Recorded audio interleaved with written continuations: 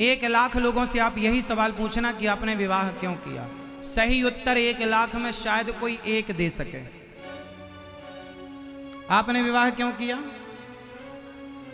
सबका उत्तर यही होगा, हमने वंश वृद्धि के लिए विवाह किया, हमने वंश वृद्धि या सुख के लिए विवाह किया। जबकि विवाह का उद्देश्य वंश वृद्धि नहीं है, विवाह का उद्देश्य भोगों का सुख भी नहीं है। कोई भगवान राम से पूछे कि आपने विवाह क्यों किया, तो क्या राम का भी उत्तर यही होता जो आपका है? ये प्रश्न सामान्य है ना, सब पूछ सकते हैं, पर इसका उत्तर कितना गहरा है कभी आपने विचार नहीं किया होगा इन सवालों पर कि हमने विवाह क्यों किया। आप आज्ञा करो तो मैं उत्तर दूं, इसका उत्तर दूं। जैसा कि आप लोगों ने कहा वंश वृद्धि, ये तो होगा ही, इसमें कोई दो मत नहीं है।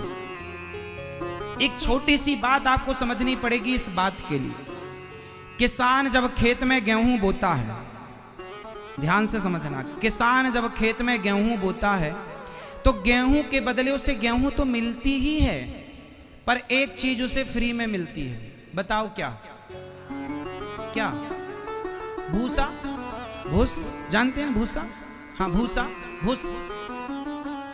किसान जब खेत में गेहूं बोता है तो वो भूसे को मध्य नजर रखकर नहीं बोता कि भूसा मिलेगा, भूसा तो मिलेगा ही।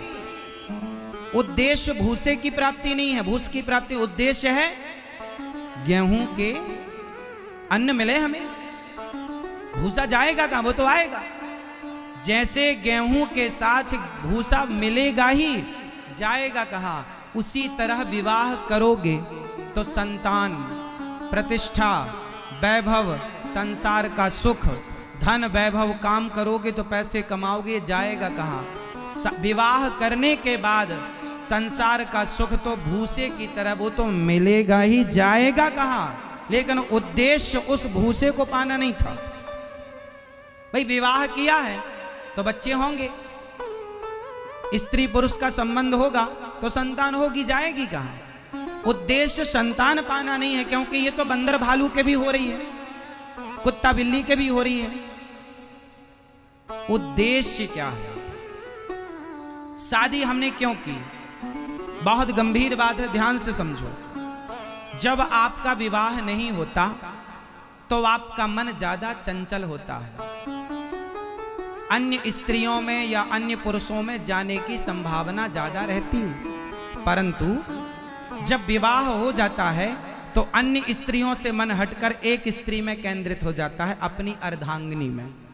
तो आपकी पत्नी पहला काम तो ये करती है कि आपके मन को कंट्रोल करती है। अभी 17 जगह मन जा रहा था, अब 17 जगह से मन हटकर सिर्फ आपकी एक स्त्री में लग गया और एक पुरुष में लग गया।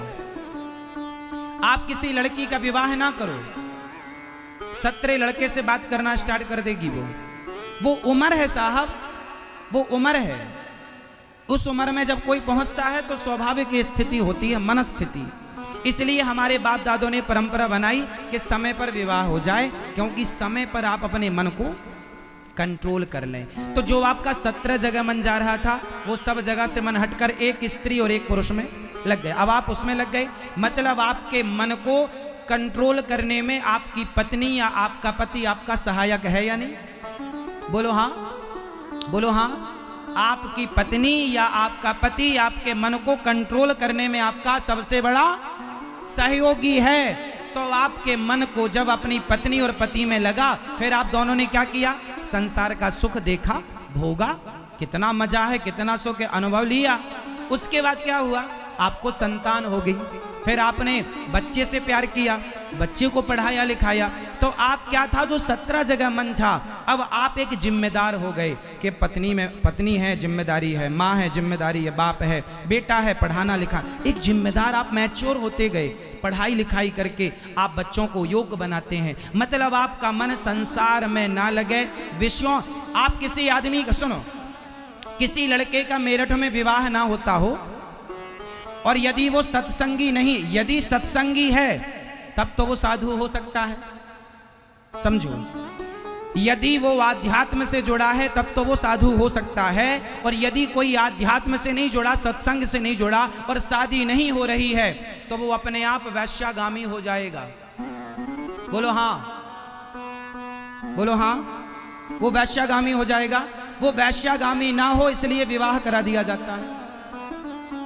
तो तुम्हारी पत्नी तुम्हारे मन को कंट्रोल करने में सहायक है, तुम्हारा पति तुम्हारे मन को कंट्रोल करने में सहायक है। तुम्हारा मन यहाँ वहाँ जाएगा, समाज में बदनामी होगी, तुम्हारा अपयश बढ़ेगा। अपयश ना हो इसलिए तुम्हारी पत्नी सहायक है। फिर दोनों पति पत्नी मिलकर, हमारे यहाँ जब भी यज्ञ होता है तो यज्ञ का अधिकार गृहस्थ को है। बोलो हाँ। यदि आपकी पत्नी नहीं है तो आपको यज्ञ में बैठने नहीं मिलेगा। बोलो हाँ। हाँ, जब राम का यज्ञ हुआ, भगवान राम ने यज्ञ किया, उस यज्ञ में जब माता सीता वनवास में थी तो राम से कहा गया वशिष्ठ जी के द्वारा आप यज्ञ नहीं कर सकते, पहले सीता को लाओ। राम बोले कैसे लाएं, वो तो वनवास में है। तो फिर क्या करें, फिर स्वर्ण की सीता बनाई गई। बोलो हाँ। सोने की, बोलो हाँ, सीता बनाई गई, बगल में बिठाई गई, और सोने की सीता के बगल में बैठकर राम ने अपना यज्ञ पूरा किया। मतलब आपकी पत्नी आपके यज्ञ में, आपके पूजा में, हवन में और भगवत प्राप्ति में सबसे बड़ी सहायक है। तो हमने विवाह क्यों किया, ताकि हमें यज्ञ का अधिकार मिल सके, ताकि हमें यज्ञ का, जोर से, आपका विवाह नहीं हुआ तो आप यज्ञ के अधिकारी नहीं हैं। या फिर आपको संत होना चाहिए तब आपको अधिकार मिलेगा। आप संत नहीं हैं, आप गृहस्थ नहीं हैं तो आपको यज्ञ का अधिकार नहीं है। ब्रह्मचारी बच्चों को यज्ञ में नहीं बैठने दिया जाता। तुम अपने माँ बाप को लाओ। बात सही है या गलत है? तो आपकी पत्नी, आपके पति आपके केवल भोगी के साथी नहीं है, संतान के बढ़ोतरी के लिए साथी नहीं है, बल्कि आपकी पति और पत्नी दोनों मिलकर कंधे से कंधा मिलाकर आप दोनों भगवान की ओर बढ़ेंगे। भगवत प्राप्ति में हमारी पत्नी और हमारा पति सहयोगी है। इसलिए दोनों को भगवान की शरण में जाना चाहिए, दोनों को कीर्तन करना चाहिए, दोनों को समय निकाल कर कीर्तन करना चाहिए। यही गृहस्थ धर्म है। और द्वार पे आए अतिथि तो भरपेट भोजन कराओ। द्वार पे आए जीव जंतु, कुत्ता आए तो रोटी खिलाओ, आखिरी गाय आए तो रोटी खवाओ, चींटी को दाना डालो, पक्षियों को पानी रखो छत पर। ये गृहस्थों का धर्म। सत्य बोलो, दया रखो, दोनों पति पत्नी भगवान का कीर्तन करो, सेवा करो संत समाज की, दीन दुखियों की। ये गृहस्थ धर्म, इतना मस्त गृहस्थ धर्म है साहब, यदि निभ जाए तो। इसलिए गृहस्थों के घर भगवान पैदा भये, संतों के घर भगवान पैदा ना भये। दशरथ कौशल्या जी की गृहस्थी में राम प्रकट हो गए। वसुदेव देवकी की गृहस्थी में भगवान श्री कृष्ण पैदा हो गए। गृहस्थी 4 आश्रम होते हैं, ब्रह्मचर्य, गृहस्थ, वानप्रस्थ, सन्यास। इन चारों में सर्वश्रेष्ठ आश्रम होता है गृहस्थ आश्रम। पर जब ठीक से चले तब। तुम पत्नी को दिन भर मारो, दिन भर डांटो, दिन भर गालियां दो, ये गृहस्थों के लक्षण नहीं है। नारी का सम्मान करो, नारी का लक्ष्मी की तरह आदर करो। पुरुष को अपने पति की आज्ञा भगवत आज्ञा है, ये मानकर चलो। पत्नी को कभी रुलाओ मत, सताओ मत। अपने घर की गृहिणी को सदा खुश रखो और भोग विलास से मन हटाओ और गोविंद में लगाओ। वरना तुम 90 साल के हो जाना, 95 के हो जाना, 99 के हो जाना, तो भी तुम अपने भोगों पर कंट्रोल ना कर पाओगे। तुम्हारी इच्छाएं, तुम मर जाओगे। जिस दिन तुम मरोगे उस दिन भी तुम्हारा मन तुम्हें भोगों की ओर ले जाएगा। ये माया इतनी प्रबल है साहब, इसलिए जो भगवान की शरण में जाता है वही इन माया से बच पाता है, वरना भोगी बन करके मर जाओगे। इच्छाएं पूरी हो गई हो किसी की तो मुझे बताओ, तुम और कर लेना पूरी, फिर बताना, मिलना 4 साल बाद हमें, हम फिर आएंगे मेरठ, बताना इच्छाएं पूरी हुई। जिस दिन तुम मरोगे उसके एक दिन पहले भी अपने आप से सवाल करना, क्यों पूरा हुआ, इच्छाएं पूरी हुई तो आपके अंदर से आवाज आएगी अभी नहीं। ये ठगता है तुम्हें मन तुम्हारा, और तुम्हें लगता है कि हम संसार के लोगों से दुखी हैं। ना जी, आप अपने मन की तमाम इच्छाओं से दुखी। तो अब बताओ आपने विवाह क्यों किया? विवाह का सही उद्देश्य क्या है? जो आप बता रहे थे वो, या जो हमने कहा वो? बताओ। जो आपने कहा वो भी सही है, गलत नहीं है, लेकिन वो तो हो गई, जाएगा। मुख्य उद्देश्य है भगवत प्राप्ति, ईश्वर की प्राप्ति। यदि तुमने गृहस्थ में रहकर भगवान को नहीं पाया, सोचो तो क्या पाया? चलो एक छोटी सी कथा मैं आपको सुनाता हूं इस बात को समझाने के लिए। एक पिता ने, मेरठ के एक पिता थे, आपके मेरठ में एक पिताजी थे, हो सकता है आप थे। एक पिता ने अपने बेटे को 100 रुपए दिया, जाओ ए बेटा ये 100 रुपए लो और जाओ जरा बाजार से ना ताजे ताजे फल लेकर आओ। एक पिता ने अपने बेटे को 100 रुपए दिया। कहानी ध्यान से सुनना, आखिरी में पूछूंगा मैं आप सबसे। एक पिता ने बेटे को कितने रुपए दिया? बाजार भेजा, जाओ मस्त ताजे ताजे मौसमी फल लेकर आओ। जाओ, आम का सीजन है, जाओ आम लाना। जामुन का सीजन है, जामुन लाना। लीची का सीजन है, लीची लाना। जो जो सीजन चल रहा सब फल लाना, जाओ। 100 रुपए। अब बेटा मेरठ की बाजार में गया। संयोग देखना कि उस दिन वहां पर एक मंदारी आया था बंदर को नचाने।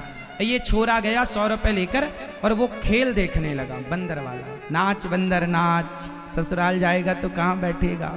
वहां बैठूंगा। कैसे जाएगा? गाड़ी से जाएगा। जब बंदर का नाच पूरा हुआ तो ये जो बेटा था 100 रुपए लेकर गया, ये उस नाच से बड़ा प्रभावित हुआ। इसको लगा कि वाह बंदर इतना बढ़िया। अब बंदर ने कटोरा उठाया, सबसे मांगा, तो इसने 100 रुपए जो पिता ने दिए थे इसने बंदर के कटोरे में डाल दिए। अब मंदारी तो चला गया। अब जब मंदारी गया तो इसे याद आया कि मुझे तो पिता ने भेजा था। अच्छा, पिता ने 100 रुपए दी, अब तो 100 रुपए चले गए। अब जब तक उसे याद आई तब तक दुकानें बंद हो चुकी थी, शाम हो चुकी थी, रात हो चुकी थी। खाली हाथ चला गया।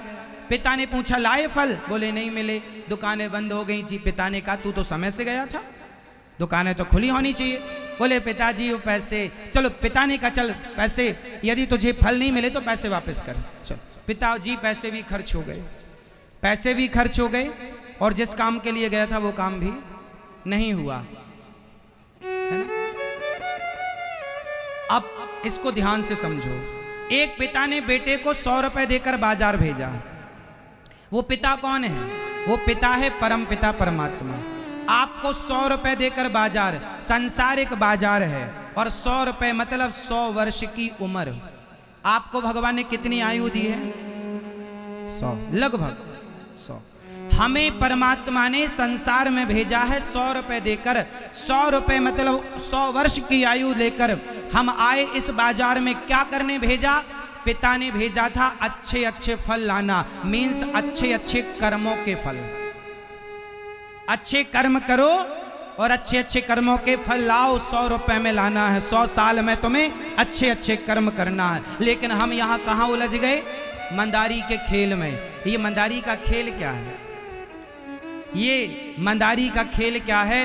बोले पत्नी नचाती है पति को, पति नचाता है पत्नी को, पति पत्नी दोनों नचाते हैं बच्चे को। नाच बेटा नाच, पैसा दूं 5, नाच बेटा नाच।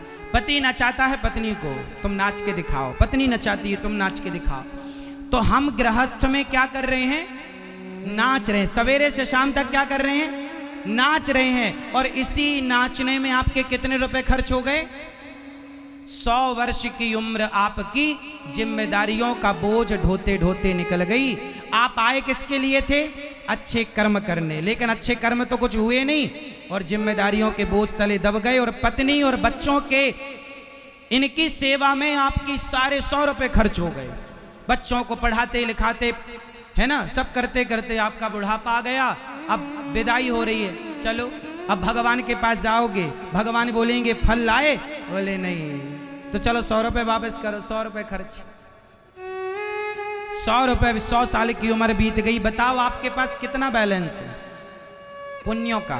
कागज के टुकड़ों का ना बताना, कागज के टुकड़े तो बहुत लोगों के पास बहुत होंगे, चलो बताओ आपके पास पुण्य का धन कितना है। मीराबाई ने क्या कहा, पायो जी मैंने राम रतन धन, पायो जी मैंने, कागज के टुकड़े सोने चांदी समेटने वाला बड़ा नहीं है, जिसके पास राम नाम का धन है वो सबसे बड़ा है। इसलिए कहता हूं जिम्मेदारियां निभाओ, पत्नी के साथ रहना बुरा नहीं है, बच्चों के साथ रहना बुरा नहीं है, काम करना बुरा नहीं है, पैसा कमाना बुरा नहीं है, पर सब कुछ करते हुए भगवान का स्मरण बनाए रखो। हे नाथ मैं आपको कभी भूलू नहीं, हर समय भगवान की शरण में रहो, भगवान का चिंतन करते रहो, भगवान को अपना सर्वस्व मानते रहो। नाथ सकल संपदा तुम्हारी, हे प्रभु सब कुछ आपका है, मैं आपका हूँ। बोलो हे श्रीमन्नारायण, मैं जैसा हूँ, मैं जैसी हूँ आपकी हूँ। बस आप इतना भी कहते रहो, आप गाड़ी चला रहे हैं बस कहते रहो हे प्रभु हम जैसे हैं आपके हैं, हे नाथ हम जैसे, इतना भी कहते रहो तो गति है। इतना भी निकलता रहे वाणी से कि हे नाथ हम जैसे हैं, हम पापी हैं, अधम हैं, नीच हैं, दुष्ट हैं, हे नाथ हमें स्वीकार करो। इतने दयालु भगवान। तो पति सुंदर तरीके से गृहस्थी चलाए और पत्नी, इसलिए हम कहते हैं दोनों गृहस्थ मिलकर गृहस्थी मस्त चलाना, सेवा करना, अपने धन को धर्म से जोड़ना। ये दास अनिरुद्ध, हम भी गृहस्थी हैं आप लोगों की तरह, हमारी भी माँ है, पिता है, हम भी गृहस्थ में हैं, लेकिन हम गृहस्थ में रहते हुए भी वो सारे कार्य करते हैं जो गृहस्थ को करने चाहिए।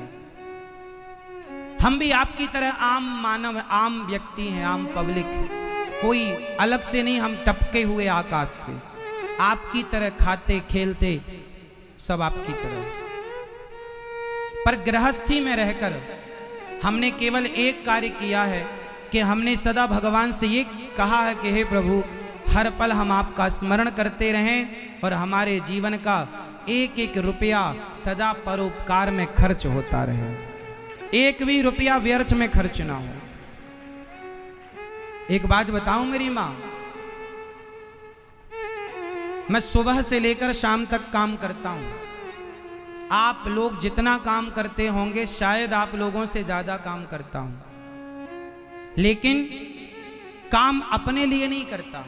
कुछ लोग अपनों के लिए जीते हैं, अपनों के लिए रहते हैं, अपनों के लिए कमाते हैं। हम अपनों के लिए कमाते नहीं, हम तो उन वृद्ध बेसहारा माँओं के लिए कमाते हैं, उन वृद्ध बेसहारा माँओं के लिए सोचते हैं जिनके अपने बेटों ने घर से निकाल दिया।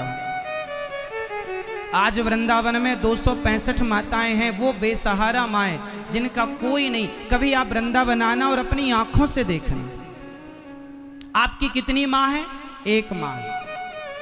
हमारी, मैं प्रत्येक माँ के चरण दबाता हूँ, नित्य पांव दबाता हूँ रोज। आप अपनी एक माँ के पांव नहीं दबा पाते, मैं अपनी 265 माँओं के चरण दबाता हूँ, सेवा करता हूँ।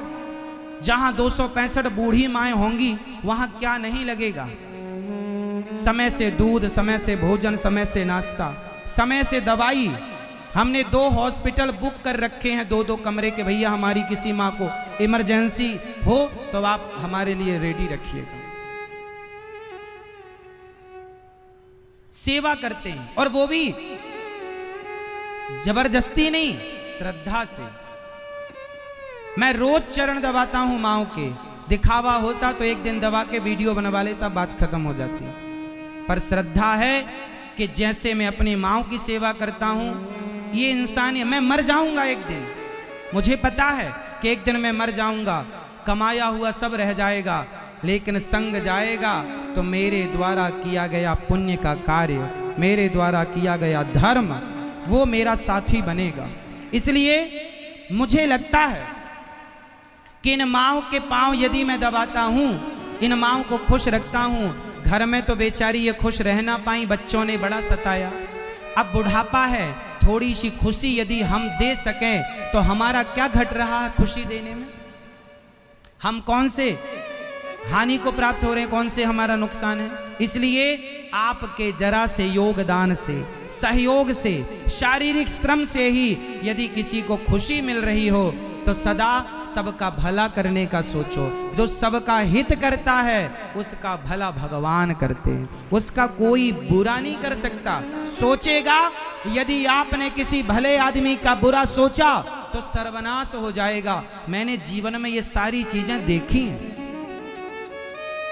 भले व्यक्ति का बुरा मत सोचना वरना सर्वनाश हो जाएगा, क्योंकि ईश्वर देख रहे हैं।